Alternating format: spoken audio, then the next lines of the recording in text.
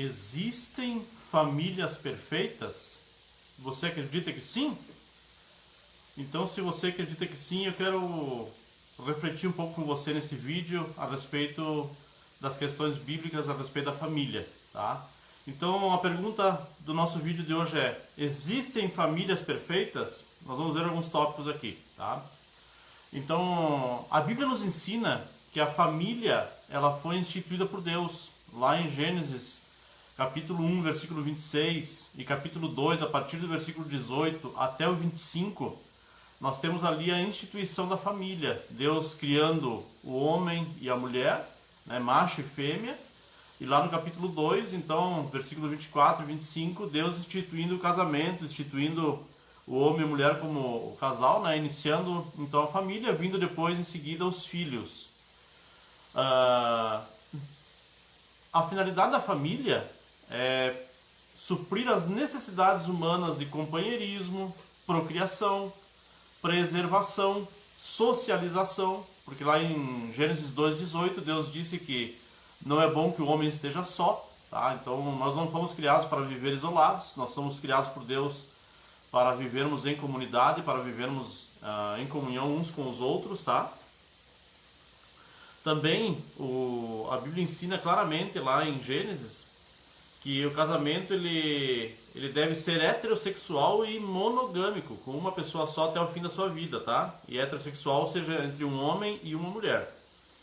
É um projeto que nasceu no coração de Deus, mas, então a pergunta é, se tudo isso é perfeito, Gênesis 1:31 diz que tudo que Deus criou, viu Deus que tudo era muito bom, né? Então, se Deus criou a família, Deus criou o casamento e tudo isso era perfeito, por que que hoje a gente vê tantas dificuldades nas famílias, nos casamentos? Por que tantas dificuldades hoje? Dificuldades no relacionamento, né, no temperamento, na personalidade, dificuldades financeiras, dificuldades na sua saúde, com os filhos, com os pais, né, entre o esposo e a esposa. Então são muitas as dificuldades que as famílias de hoje enfrentam, inclusive as famílias dentro da igreja, tá? As famílias dos cristãos dentro da igreja. Então nós vamos ver junto algumas coisas aqui, quero compartilhar com você. Quando nós olhamos para Gênesis capítulo 3, então capítulo 1, capítulo 2, a gente vê Deus criando todas as coisas, inclusive a família, o casamento, e dizendo Deus que tudo era muito bom. Mas a partir do capítulo 3, nós vemos ali uma queda do homem, né? Homem ali, quando eu me refiro a homem, significa o ser humano como um todo, tá? A humanidade no geral. Então, a partir de Adão e Eva, no pecado original, lá em Gênesis 3, quando eles comem do fruto que era proibido comer lá, então a gente vê várias questões, várias deturpações, distorções, né, daquilo que seria para ser a família, acaba se tornando algo, felicidade, aliás, né, ou alegria, acaba se tornando algo ruim.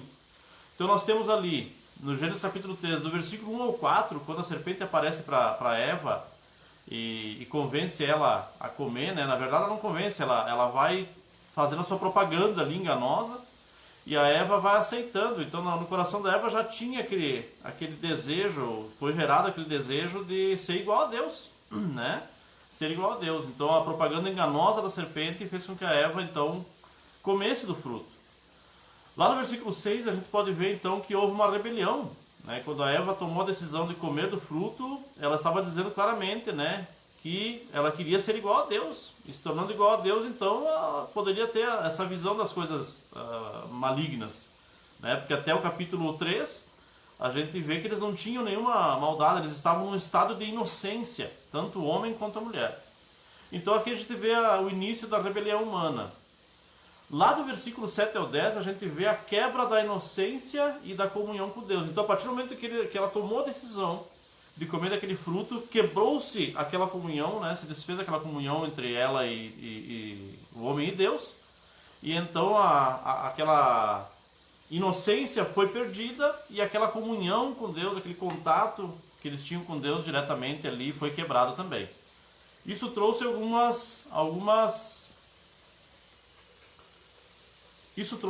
repercussões ali, umas consequências bastante desastrosas para o homem, para a mulher e consequentemente para a família, tá? Então As consequências, então, da desobediência de Adão e Eva, elas quebraram, em primeiro lugar, elas quebraram aquela inocência, né? Desfizeram aquela inocência que eles tinham diante de Deus, por não conhecerem o mal, né? A maldade, né? A malícia. E isso nós podemos comparar com Gênesis 2:25 lá, que diz que o homem e a mulher eles estavam nus e não sentiam vergonha. Isso significa que não havia maldade no coração deles, não havia malícia, não havia, né, pensamentos maldosos.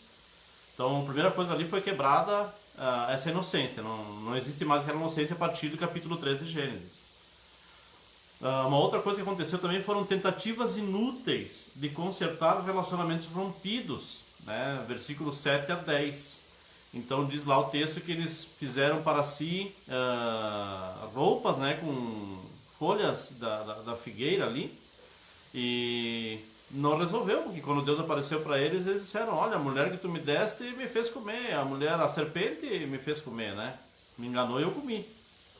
Então foram tentativas inúteis do próprio Adão e da Eva de tentar consertar o relacionamento com Deus, né? Então isso também acontece dentro do casamento, dentro da família, né? Às vezes a pessoa tenta das maneiras ali, tenta inventar mil e uma maneiras para fortalecer o relacionamento, e na verdade o problema está em cada um, né? E não na busca da presença de Deus para a vida deles, da vontade de Deus para o relacionamento deles. Versículo 9 e 10 do capítulo 3 também nos ensina que a pessoa, a tendência é fugir da presença de Deus. Então, tudo que se refere a Deus, ela tenta fugir daquilo ali. Ela não quer que Deus se interfira no relacionamento. Então, ali nós vemos Adão e Eva fugindo da presença de Deus, escondendo entre as árvores, né? Além de ter feito a roupa com as folhas da figueira ali. Então, eles fugindo da presença de Deus, né? Então muitas vezes nós fugimos da presença de Deus. Por isso não tem como dizer que existem casamentos perfeitos ou famílias perfeitas, justamente por essa questão, tá? Versículos 10 a 13 também vai nos ensinar ali que duas coisas que acontecem também no relacionamento é a projeção da culpa no outro. Então o casal, por exemplo, quando eles brigam, sempre a gente vai entrevistar o casal para ver o que está acontecendo, e ele diz: não, a culpa é dela, ela que é assim, assim, assim, assim. Ou então ela, né? A culpa é dele. É ele que é assim, assim, assim, assim, não faz assim. E não há um... Aí cada um tem a sua razão. E aí com a sua razão, então ninguém abre mão, ninguém é flexível. E aí não há conserto naquele relacionamento, tá? Então a projeção da culpa dos seus fracassos no outro, né? E quando a pessoa reconhece que ela fracassou, né? Então também é uma consequência da queda, do pecado, né? Que entrou lá por Adão e Eva. Então é um fracasso, a pessoa às vezes não investe, não trabalha para melhorar aquele lado, aquele temperamento, aquela personalidade ou aquele sentimento, aquela atitude, e aí não tem o que fazer, tá? A pessoa precisa reconhecer.